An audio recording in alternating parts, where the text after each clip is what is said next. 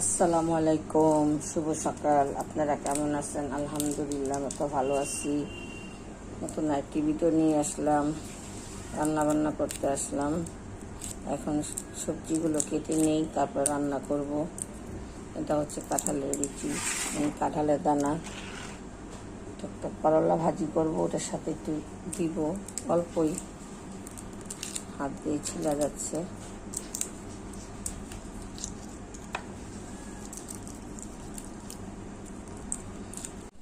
এটা হচ্ছে করলা কেটে নিই।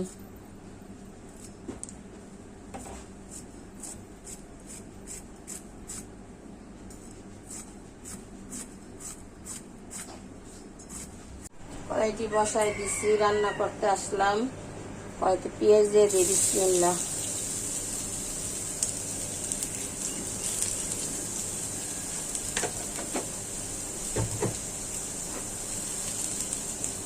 তেল দিয়ে দিচ্ছি।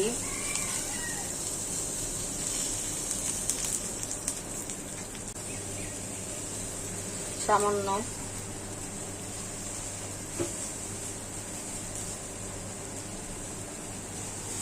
লবণ দিয়ে দিচ্ছি।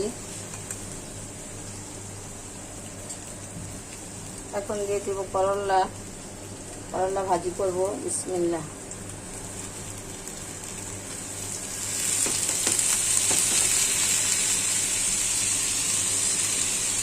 এটা হচ্ছে চিংড়ি মাছ দিয়ে দিচ্ছি।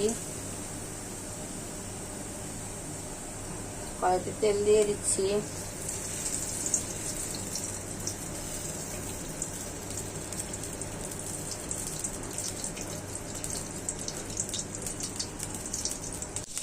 চিংড়ি মাছটি লাল হয়ে গেছে। এখানে আছে পেঁয়াজ বাটা, আদা রসুন আর লবণ।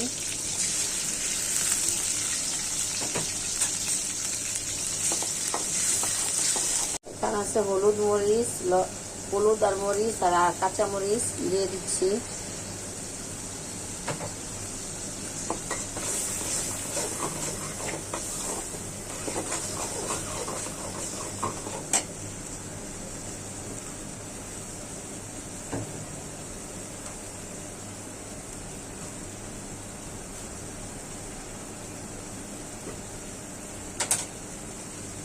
দিয়ে দিচ্ছি পানি। মশলাটা ভালো করে কষানো হোক। এটা হচ্ছে কচুরমুখী বা গাঠি, যে নামে ডাকে। এটা আমি কেটে সিদ্ধ করে নিয়েছি হলুদ দিয়ে। আর মশলা কষানো হয়ে গেছে, এখন ছেড়ে দিব, বিসমিল্লাহ।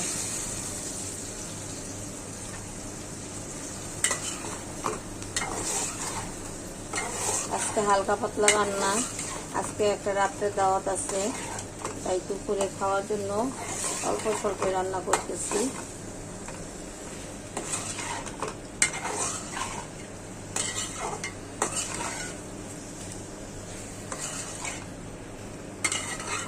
কষানো হোক, পানি দেব না এখন, একটু কষায় নিই।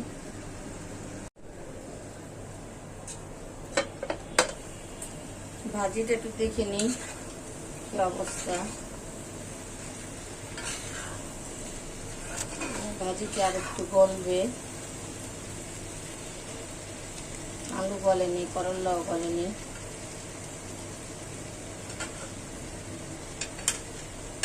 ভাজিটি হয়ে গেছে, এখন নামিয়ে ফেলবো।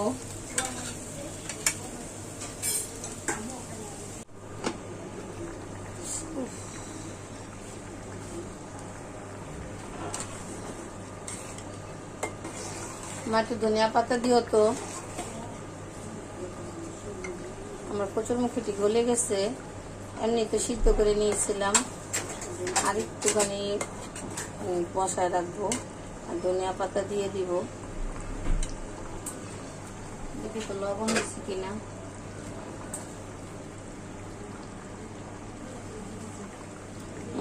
লবণ হয়েছে। ধনিয়া পাতা দিয়ে দিব।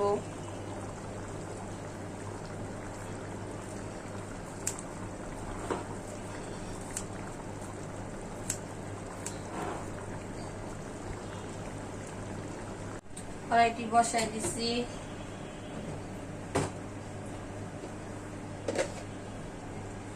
সাথে আমি মুরগির মাংস রান্না করব। বিসমিল্লাহ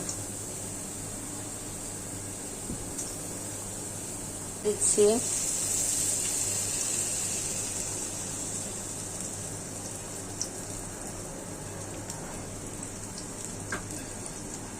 পেঁয়াজটা লাল হোক, তারপর দেখাবো। সূর্যমুখী তরকারিটা হয়ে গেছে, এই যে আমি এখন নামিয়ে নিব। এটা একটু ঝোল ঝোল রাখতে হয়, নাহলে এটা শুকায়া যায়। এটা অনেক পানিটা মানে ঝোলটা টেনে ফেলে ঠান্ডা হলে, তাই আমি একটু ঝোল ঝোল রাখছি। ঠান্ডা হলে তাই না ফেলবো। আমার পেঁয়াজটি লাল হয়ে গেছে। চুলাটা এক সাইডে আগুন বেশি জ্বলে, এই কারণে এক সাইডে বেশি লাল হয়, পুড়েও যায় যদি অন্য একটা কাজ করতে যাই। পেঁয়াজ বসা যদি সবজিগুলো ধুই না, এই টাকায় দেখি পেঁয়াজ পুড়ে গেছে। আমি মাংসটি ধুইতাছি, এখান দিয়ে পেঁয়াজ একটু কালো হয়ে গেল, সমস্যা নেই। এখন মশলা ছেড়ে দিব। এখানে আছে পেঁয়াজ বাটা আর লবণ আর গরম মশলা, আদা রসুনও আছে।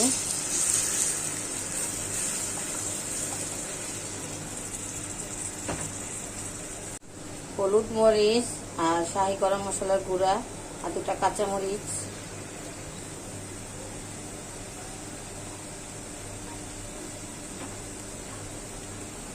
পানি দিয়ে দিচ্ছি। মশলাটা ভালো করে কষাবো। এটা আমি মুরগির মাংস রান্না করব।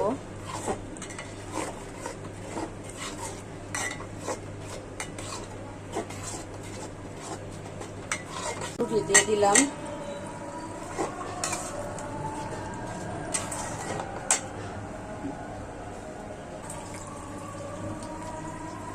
বিসমিল্লাহ।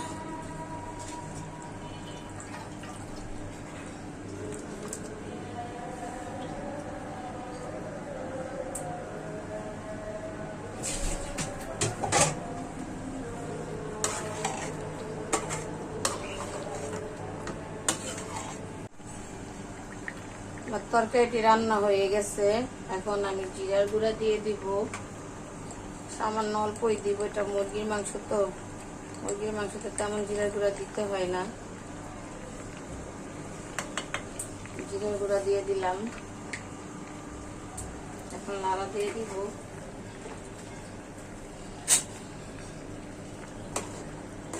আমি আর ঝোল শুকাবো না।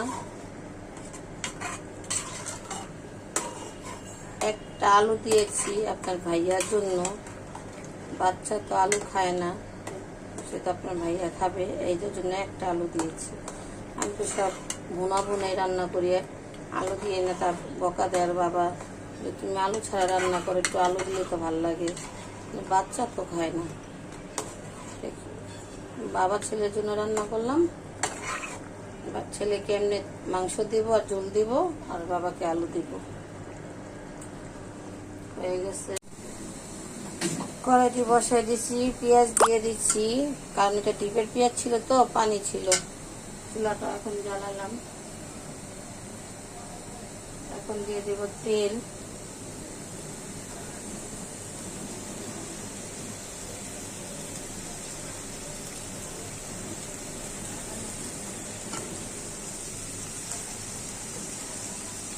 হতে থাক, আমি মশলাটা রেডি করি।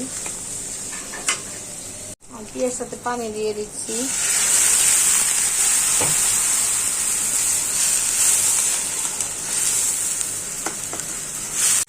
এখানে আছে আদা রসুন, হলুদ মরিচ, লবণ, গরম মশলার গুঁড়া, শাহি গরম মশলা সবই আছে। গরু মাংস যা লাগে আর কি।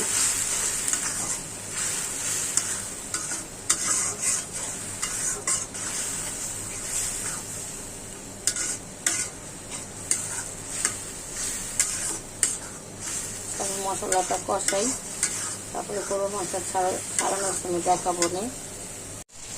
আমার মশলাটা কষানো হয়ে গেছে। এখন আমি গরু মাংসটা ছেড়ে দিব। এই যে গরুর মাংস দিয়ে দিই। বিসমিল্লাহ।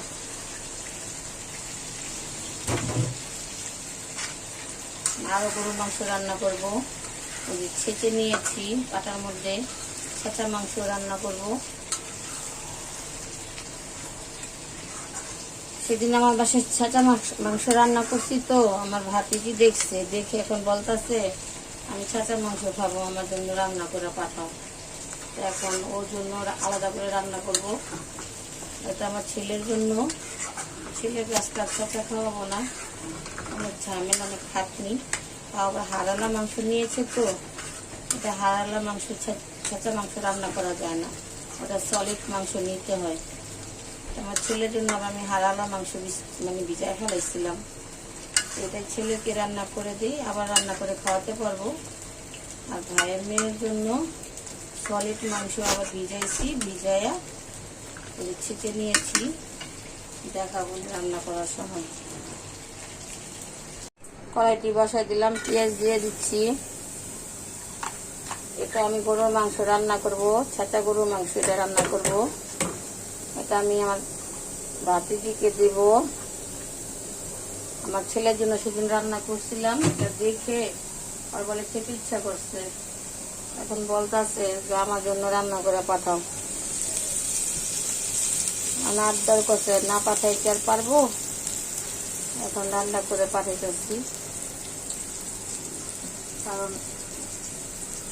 এক কথাও আমার ডান হাত বাম হাত, বা আমি ছোটবেলা থেকে করে পালছি।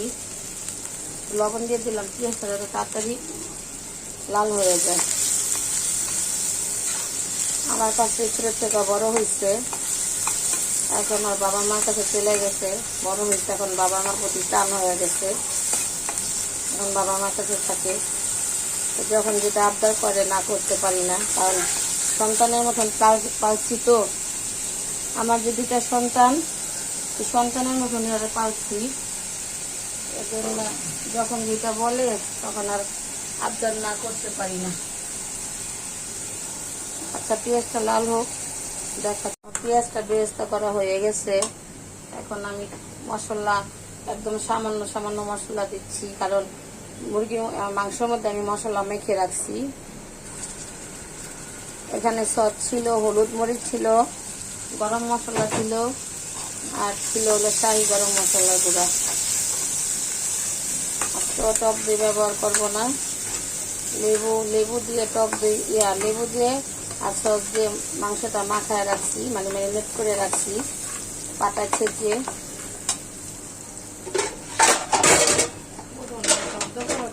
দিয়ে দিচ্ছি, পুড়ে যাচ্ছে মশলাটা। এখানে আমি বাটা পেঁয়াজের ব্যবহার করব, তাই পেঁয়াজ কিন্তু কম দিয়েছি, কারণ মাংসটা তো ছাঁচা, তাড়াতাড়ি মাংসটা গলে যায়, পেঁয়াজ গলতে চায় না, তার জন্য আমি বাটা পেঁয়াজ ব্যবহার করব। দেখুন, 1 চামচ, 2 চামচ, 3 চামচ, আর দেবো না, মাংসের পরিমাণ কম। আর মশলাটা কষানো হয়ে গেছে, এখন মাংসটি ছেড়ে দিব। এই যে মাংসগুলো আমি ছেঁচে মশলা মেখে রেখেছিলাম, এখানে আদা রসুন, শাহি গরম মশলার গুঁড়া, সস, লেবু এগুলো দিয়ে মাখছিলাম, দিয়ে দিচ্ছি 1 পিস। এই হচ্ছে 2 পিস, বড় বড় করে পিস নিয়েছি, কিন্তু এগুলো রানলে ছোট হয়ে যাবে। আর এটা সলিড মাংস লাগে, কোনো চর্বি কোনো হাড় কিছু থাকা যাবে না, সলিড মাংস দিয়ে রান্না করতে হয়। আমি তো কথা বলতে বলতে ভুলেই গেলাম কয় টুকরা, আমি গনেই রাখছি, এখানে 8 থেকে 8.5 টুকরা মতন আছে।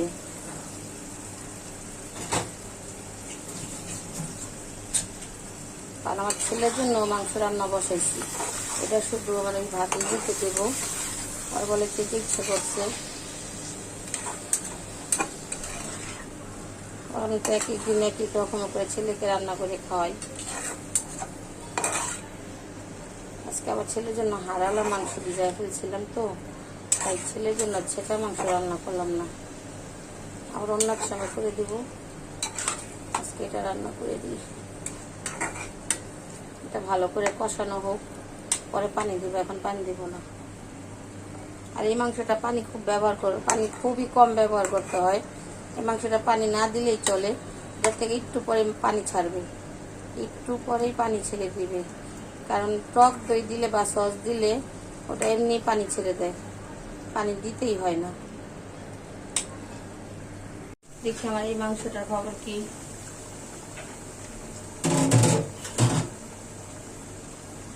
ওখানে ডিমের খোসা দেখে কেউ বাজে মন্তব্য করবেন না। আমার বারান্দা অনেক গাছ আছে, কোনো এক ভিডিওতে দেখেছিলাম। আমি এই ডিমগুলা খাওয়ার পরে খোসাগুলো রেখে দিই, এগুলা মানে গুঁড়া করে গাছের মধ্যে দেই, কারণ গাছে যদি ডিমের খোসা দেওয়া হয় তাহলে এটা সারের কাজ করে। এই জন্য আমি ডিমের খোসাগুলো জমাই, অনেকগুলো একসাথে হলে পরে হাতটাও ভেঙে দিই বা ব্লেন্ডার করেও দিই। ব্লেন্ডার করে দিলে সবচেয়ে ভালো হয়, মাটির সাথে সাথে সাথে মিশে যায়। আর যদি হাত দিয়ে গুঁড়ো করে দিই না, অনেক দিন সময় লাগে মাটির সাথে মিশতে। যখন যেরকম পারি সেরকমই দিই। তাই আমি ডিমের খোসাগুলো জমাই, ফালাই না, কারণ মাঝে মাঝে ফালাইও দিই, মানে ভুলে গেলে। ডিমের খোসা দিয়ে সার হয়, গাছে দেওয়া যায়। তারপরে পেঁয়াজ কাটলে পেঁয়াজের পানিটা রেখে দিবেন, মানে খোসাওয়ালা পেঁয়াজটা পানিতে ভিজায় যদি পেঁয়াজ কাটা হয় তাহলে ওই পানিটা গাছে দেওয়া যায়, দিলে ওই পানিটাও সারের কাজ করে। দেখি আমার মাংসটা কি অবস্থা, কত দূর হলো। সুন্দর একটা কালার আসছে না? সস দিয়ে রান্না করলে এরকম সুন্দর একটা কালার আসে। আমি এটা আর একটু জল শুকাবো, তারপর চুলাটা বন্ধ করে দেব। এটা আমার একটু হবে। তরকারি দেখতে আসলাম, দেখি তো কি হয়েছে। মাশাআল্লাহ মাশাআল্লাহ, অনেক সুন্দর, যেরকম চেয়েছিলাম সেরকমই হয়েছে। দেখুন মাংসটা খুব সুন্দরভাবে গলে গেছে, রান্না কমপ্লিট।